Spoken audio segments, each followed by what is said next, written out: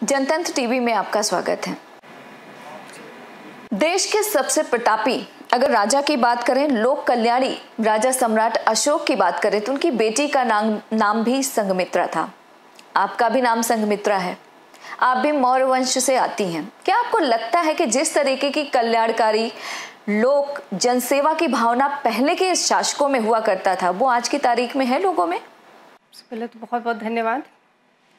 अब निश्चित तौर पर आपने हमारे इतिहास से शुरुआत किया है, सम्राट अशोक से, संघमित्रा से, तो मैं चर्चा करना चाहूँगी पहले तो कि मैं खुद को उस हिस्ट्री से जोड़ती हूँ।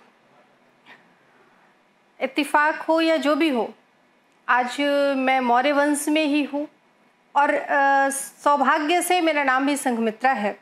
तो मैं हिस्ट्री से जोड़ती हूँ कि उस समय सम्राट अशोक की बेटी का नाम संघमित्रा था जो राजा थे, और आज की तारीख में राजा वो होता है जो जनता चुनती है। तो आज की तारीख में भी मैं राजा की बेटी हूँ और मौर्य वंश में हूँ, संघमित्रा हूँ। उस समय संघमित्रा ने बौद्ध धर्म के प्रचार प्रसार के लिए बौद्ध वृक्ष लेकर के श्रीलंका के लिए निकली थी। और ये भी हमारा सौभाग्य है कि मैं भी जब भी सामाजिक कार्यों के लिए निकली तो बौद्ध धर्म के ही प्रचार प्रसार को लेकर के, चाहे उत्तर प्रदेश हो या प्रदेश के बाहर अन्य प्रदेशों में भी गई हूँ सामाजिक कार्यक्रमों में। तो वो भी हमारा भी उद्देश्य सिर्फ भगवान बुद्ध के बातों को लोगों तक पहुँचाना, बौद्ध धर्म का प्रचार प्रसार करना रहा है। दूसरा, मैं अपने आप को इतिहास से इसलिए भी जोड़ती हूँ कि बहुत सारे सौभाग्य हमारे साथ लगे हुए हैं। हमारी डेट ऑफ बर्थ 3 जैन है और माता सावित्रीबाई फुले का जन्मदिन भी 3 जनवरी होता है। तो मैं अपने आप को हिस्ट्री से जोड़ के चलती हूँ। और आज अगर हम बात करें तो जब वो समय था सम्राट अशोक का और आज के समय के हम अगर कहीं पे कंपेयर करें तो निश्चित तौर पर कहीं ना कहीं हम उस दिशा में आगे बढ़ रहे हैं। वो समय भी था जन कल्याणकारी योजनाओं के माध्यम से लोगों को, प्रजा को राजा हर सुख सुविधाएं देने का प्रयास करते थे और देते थे, चाहे वो जगह जगह छायादार वृक्ष लगा करके, पानी दे करके, अच्छी सड़कों की व्यवस्था करके। तो आज इस देश के यशस्वी प्रधानमंत्री आदरणीय नरेंद्र मोदी जी भी उस कार्य को कर रहे हैं। पूरे देश में और उत्तर प्रदेश में भी हर जगह अच्छी सड़कें हो रही हैं। जगह जगह पर बहुत बड़े स्तर पर वृक्षारोपण करके छायादार सड़क के किनारे छायादार वृक्ष लगाए जा रहे हैं, जिससे आने जाने वालों लोगों को राहत मिल सके। पानी की भी सुविधाएं हमारे यहाँ बढ़ रही हैं। अभी हर घर नल की भी योजना चलाई गई है जो 2024 में हर व्यक्ति के घर घर तक नल पहुँचेगा। जिस तरह से आदरणीय मोदी जी का एक उद्देश्य था कि 2022 तक हर व्यक्ति को छत मिले, उसी तरह से 2024 उनका लक्ष्य है कि हर व्यक्ति को नल मिले।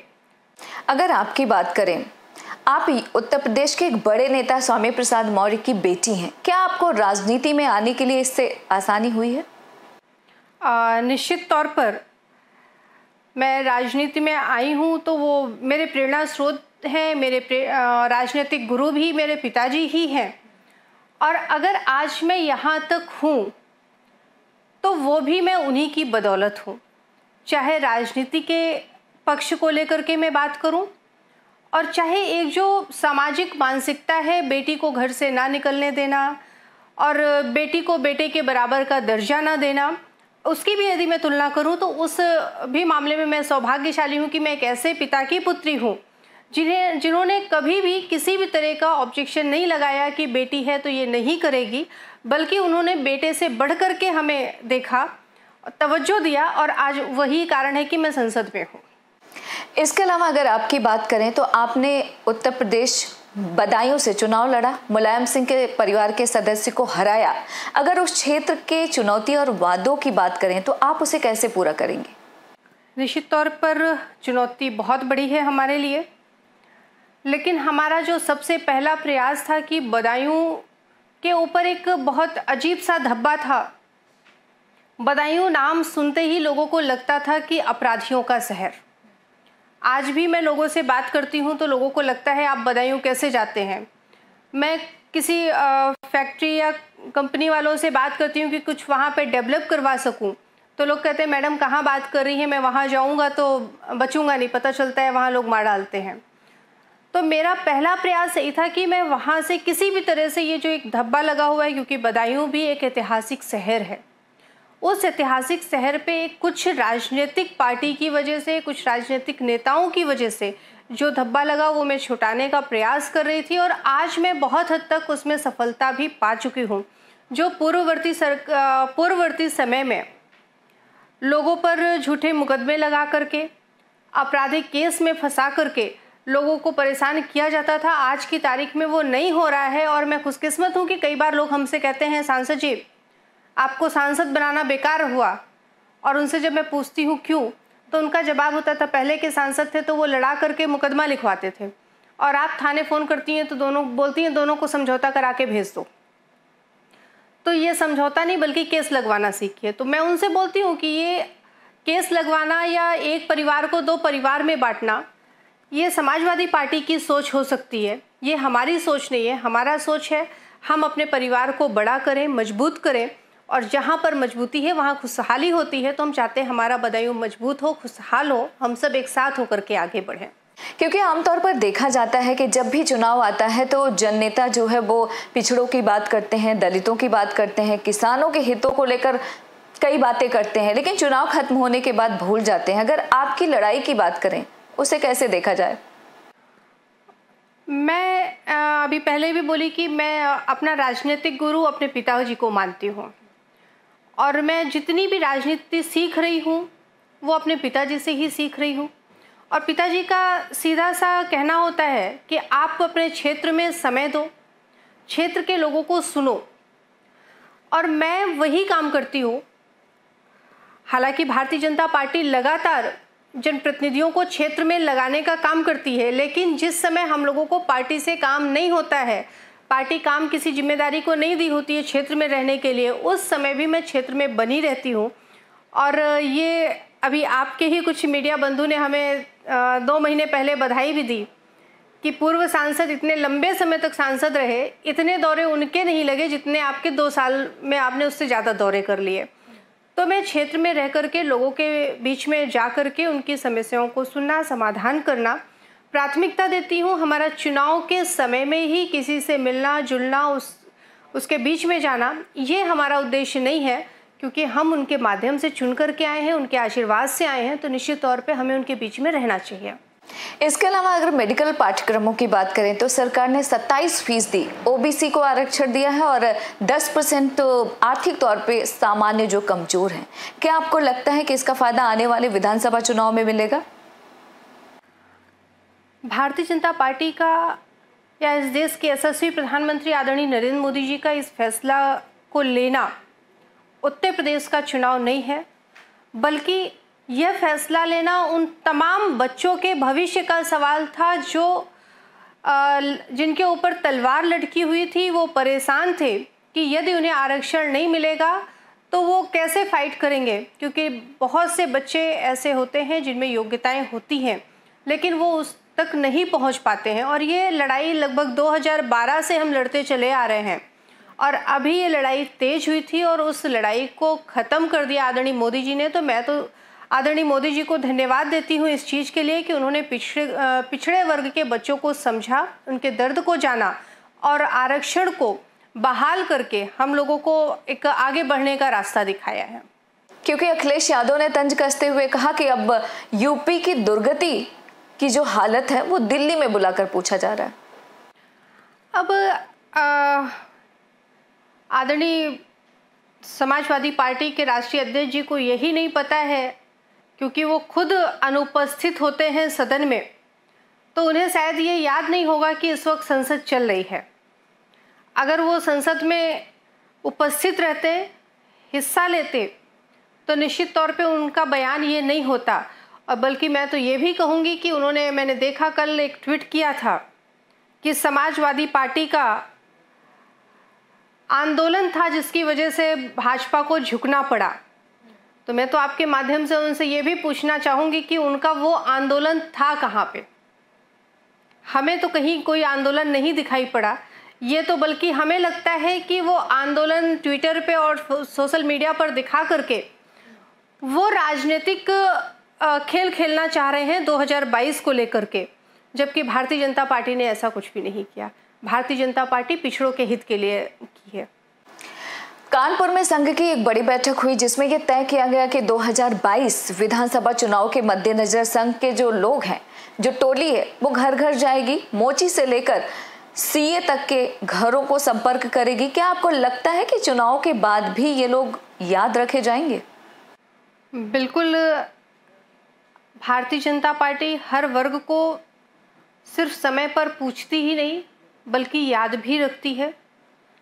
कोरोना के दौरान भी हम सब लोगों को आदरणीय राष्ट्रीय अध्यक्ष जी की तरफ से निर्देशन था कि हम सब जनता के साथ साथ हर उस तबके से वर्चुअल मीटिंग करें, संपर्क करें जो हमसे दूर है, चाहे वो शिक्षक हो, पत्रकार हो, डॉक्टर हो, कोई भी हो। हर क्षेत्र के व्यक्ति से हम लोगों को भी संपर्क करने को बोला गया था।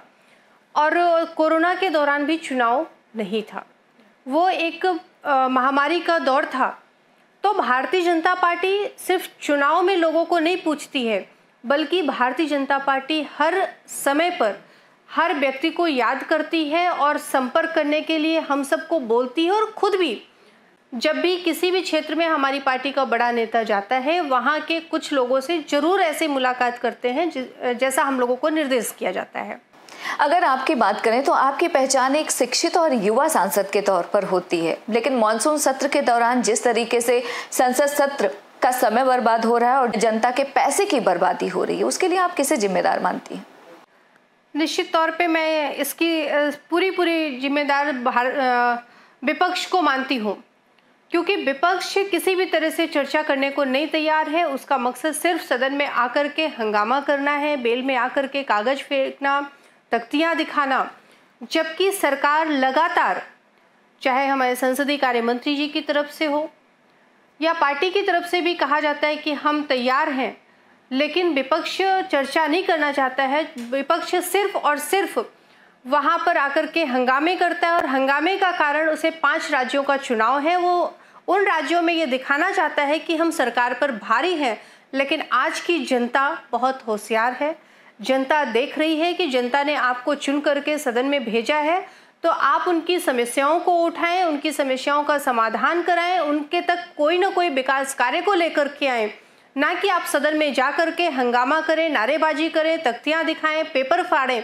इसलिए हमें जनता ने नहीं भेजा है, तो आने वाले समय में विपक्ष को मुंहतोड़ जवाब जनता देने का काम करेगी।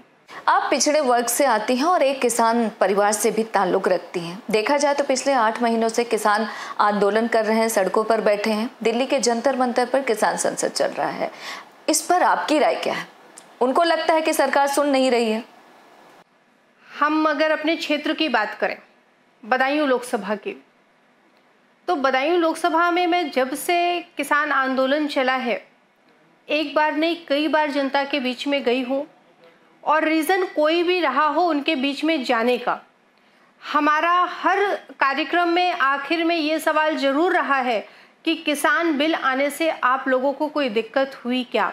अगर हुई तो कोई भी एक व्यक्ति जिसको भी हुई हो वो खड़ा होकर के हमें बताए क्या दिक्कत हो रही है। हमारी पूरी लोकसभा में आज तक एक भी व्यक्ति ऐसा नहीं मिला जिसने ये कहा हो कि उसे दिक्कत हुई है, बल्कि हमारे पास तो जो बड़े व्यापारी हैं या छोटे व्यापारी हैं, किसान हैं, वो तो आकर के हमसे कहते हैं कि मोदी जी ने बहुत अच्छा बिल लाया है, इससे आने वाले समय में हो सकता है इस वक्त हमें थोड़ी कठिनाइयों का सामना करना पड़े, लेकिन आने वाले कुछ दिनों बाद इससे हम सबको बहुत बड़ा प्रॉफिट होने वाला है। ये किसानों का, हमारी बदायूं के लोगों का कहना है। और रही बात यदि हम जंतर मंतर की करें, तो किसान हमारा जो अन्नदाता है, मैं किसान परिवार से हूँ, वो अन्नदाता इतना व्यस्त होता है अपने खेती में कि अगर उसको अपने नाते रिश्तेदार में किसी शुभ कार्यक्रम में जाना हो, वैवाहिक या किसी भी तरह से, या किसी गम के कार्यक्रम में जाना हो, तो वो 10 बार सोचता है कि उसकी फसल ना सूख जाए, खेत में पानी लगाना है, निराई करना है, गुड़ाई करना है, कब उसमें दवा डालना है, क्या करना है, वो पूरी चिंता उसको वो सताई होती है। वो 4 दिन के लिए कहीं रिश्तेदारी में नहीं जाता है, तो वो 8 महीने से धरने पे कैसे बैठेगा? धरने पे तो निश्चित तौर पे वो बैठे हैं जो धन्ना सेठ हैं, क्योंकि बिल किसान जो बिल आया है उसे मैंने बहुत अच्छे से पढ़ा भी है।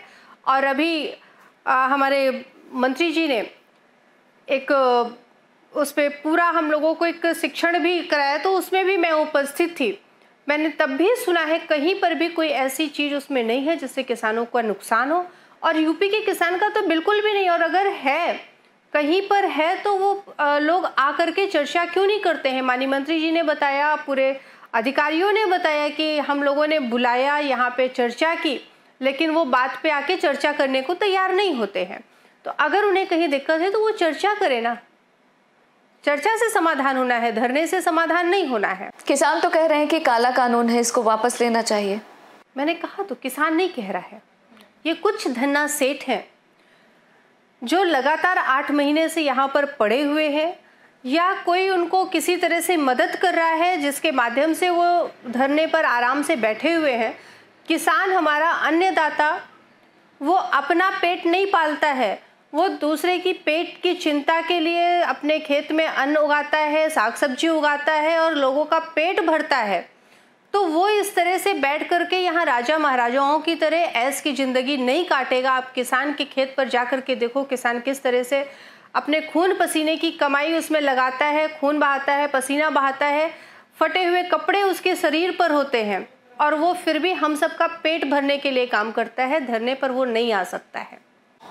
अगर उत्तर प्रदेश की बात करें तो योगी सरकार ने जो अपराधी थे, गुंडे थे, उन पर लगाम लगाया है, लेकिन देखा गया है कि सरकारी दफ्तरों में घुसखोरी बढ़ गई है। इस पर लगाम कब तक लगेगा? आदरणीय मुख्यमंत्री जी एकाएक फैसला लेते हैं, और जो लेते हैं एकदम कठोर निर्णय उनका होता है। तो जिस तरह उन्होंने अपराधियों पर लगाम कसी है, कभी भी वो लगाम जो है उन अधिकारियों के दफ्तरों में भी कसी जा सकती है। लेकिन आपने ये सवाल किया है तो मैं आपके माध्यम से ये ज़रूर कहना चाहूँगी कि अगर घूसखोरी बढ़ती है तो उसमें भी हम और आप कहीं ना कहीं जिम्मेदार होते हैं, क्योंकि हम भी अधिकारी के पास जाते हैं, ऑफिस में जाते हैं, तो हमारे पास 5 मिनट का समय नहीं होता है। हम उन्हें खुद अपनी फाइल में पैसे डाल करके देते हैं और बोलते हैं भैया बढ़ा दो। अब जब हम उसे खुद पैसे देंगे तो हम कहाँ से इस चीज़ को रोक पाएंगे। तो हमें भी भले 5 मिनट हमें इंतज़ार करना पड़े, हमें इंतज़ार करना चाहिए, बल्कि फाइल में पैसे बढ़ा करके हम डाल करके लोगों के इस चीज़ को बढ़ावा नहीं देना चाहिए। बसपा की तरफ से ब्राह्मण सम्मेलन किया गया, समाजवादी पार्टी भी कर रही है, बीजेपी विश्वकर्मा सम्मेलन करने जा रही है। क्या आपको लगता है कि विधानसभा चुनाव जैसे जैसे नजदीक आएगा विकास पीछे छूट जाएगा और जाति हावी हो जाएगी? जहाँ तक समाज की या समाज की सभा, मीटिंग, रैली की बात की जाए तो हमें लगता है बाकी पार्टियां तो चुनाव के आसपास ही जातिगत मीटिंगें करती हैं या किसी वर्ग विशेष को लेकर के सभाएं करती हैं। लेकिन भारतीय जनता पार्टी समय समय पर जिले स्तर पर या मंडल स्तर पर हमेशा ही कोई ना कोई कार्यक्रम उनका चलता रहता है, चाहे वो महिला मोर्चा हो, युवा मोर्चा हो, किसान मोर्चा हो, पिछड़ा वर्ग मोर्चा हो, अनुसूचित मोर्चा हो, या पार्टी मेन बॉडी के द्वारा भी समय समय पर अन्य समाज के लोगों का उनके बड़े नेतृत्व के द्वारा बुला करके चाय पे चर्चा या किसी अन्य तरीके से लोगों से get together Bharatiya Janata party हमेशा करती रहती है। तो अगर इस वक्त विश्वकर्मा समाज सम्मेलन हो रहा है तो इसका चुनाव से कोई लेना देना नहीं है, ये भारतीय जनता पार्टी का रूटीन वर्क है। इसके अलावा अगर यूपी विधानसभा की बात करें, कांग्रेस पार्टी मैदान में है, समाजवादी पार्टी, बहुजन समाज पार्टी, आम आदमी पार्टी भी आ चुकी है, ओवैसी और ओम प्रकाश राजभर एक साथ चुनाव लड़ रही हैं। ये जो तमाम दलें चुनाव लड़ेंगी, इससे क्या आपको लगता है कि सीधा फायदा भाजपा को होगा, वोट में बंटवारा होगा? तो उनके लड़ने से फायदा हो ना हो, लेकिन आदरणीय मोदी जी ने जिस तरह से जनता के दिलों पर राज किया है, जन कल्याणकारी योजनाएं लोगों तक वहाँ तक पहुँची है जहाँ तक लोग कभी उम्मीद नहीं करते थे। गांव तक, उस गरीब तक पहुँची है जो गरीब कभी सोचता भी नहीं था कि उनके दरवाजे पे कोई जनप्रतिनिधि आएगा या उनके दरवाजे पर सरकार की, केंद्र सरकार की कोई योजना आएगी। आज वो योजनाएं उस दरवाजे तक पहुंची हैं, तो निश्चित तौर पर वो बांटे या ना बांटे, लेकिन जनता का जो समर्थन है वो भाजपा के साथ है। भारतीय जनता पार्टी को निश्चित तौर पर पूर्ण बहुमत में फिर से आना है। और चुनाव के समय यही क्या, अभी तो बरसात है, जिस तरह बरसात में बरसाती मेढक बहुत दिखते हैं, वैसे ही चुनाव में बहुत सारी पार्टियां भी दिखने लगेंगी। तो ये सब भारतीय जनता पार्टी का कुछ भी नहीं कर सकते हैं। भारतीय जनता पार्टी पुनः पूर्ण बहुमत से सरकार में आएगी। इसके अलावा अगर कोरोना संक्रमण की बात करें तो सबको पता है उससे बचाव का एकमात्र उपाय है टीकाकरण। यूपी बहुत बड़ा राज्य है, लेकिन अगर टीकाकरण की बात करें स्पीड बहुत स्लो है। क्या आपको लगता है कि तेजी आनी चाहिए? साथ ही उससे जुड़ा एक और सवाल है, क्या आपको लगता है कि अगर तीसरी लहर आती है तो यूपी सरकार तैयार है उसके लिए? टीकाकरण निश्चित तौर पर कोरोना से बचने में बहुत ही महत्वपूर्ण है, बहुत अच्छा उसका रोल है। और यही कारण है कि भारतीय जनता पार्टी सरकार हम सबको, जनप्रतिनिधियों को लगातार क्षेत्र में लोगों को मोटिवेट करने के लिए बोल रही है कि हम सब जा कर के उन्हें बोले, क्योंकि एक बड़ी पार्टी के नेता का बयान था वैक्सीन को लेकर के। और हमेशा कहा जाता है कि अच्छी चीज़ें लोगों को देर से समझ में आती हैं, बुरी चीज़ें, बुरी संगति जल्दी असर कर जाती है। वही रहा, एक बड़े नेता का बयान वैक्सीनेशन को लेकर के जो आया वो जनता के दिमाग में घर कर गया, जो आज हम सब मिल कर के निकालने का प्रयास ही नहीं बल्कि बहुत हद तक निकल चुका है। पिछले कुछ समय तक कोरोना वैक्सीनेशन में ज़रूर कम रहा, लेकिन अभी मैं पिछले सैटरडे संडे जब क्षेत्र में गई हूँ तो अभी स्पीड फिर से पकड़ लिया है। अब लोग खुद आ रहे हैं, लगवा रहे हैं और साथ में 4 लोगों को लेके भी आ रहे हैं। अब लोगों के अंदर से भ्रम खत्म हो गया है। और निश्चित तौर पर उत्तर प्रदेश में सबसे ज़्यादा, अगर पूरे देश में राज्यों को देखा जाए तो उत्तर प्रदेश ही एक ऐसा राज्य है जहाँ पर सबसे ज़्यादा टीकाकरण हुआ है। और तीसरी लहर के लिए भी उत्तर प्रदेश पूरी तरह से तैयार है। उत्तर प्रदेश ही नहीं बल्कि भारत सरकार पूरी तरह से तैयार है। और हर जगह पर पहले से ही प्रिकॉशनली जो भी गाइडलाइन जारी है कि ये हो सकता है, वो सारी सुविधाएं मेडिकल कॉलेज में या जिला अस्पताल में उपलब्ध पहले से ही करवा दी गई हैं। आपने हमें समय दिया, उसके लिए आपका बहुत बहुत शुक्रिया। बहुत बहुत धन्यवाद।